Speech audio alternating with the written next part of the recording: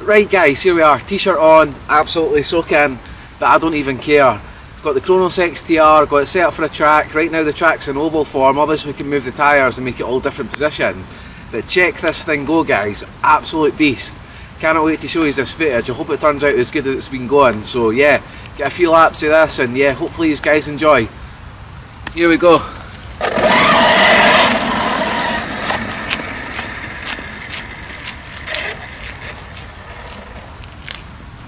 Do that.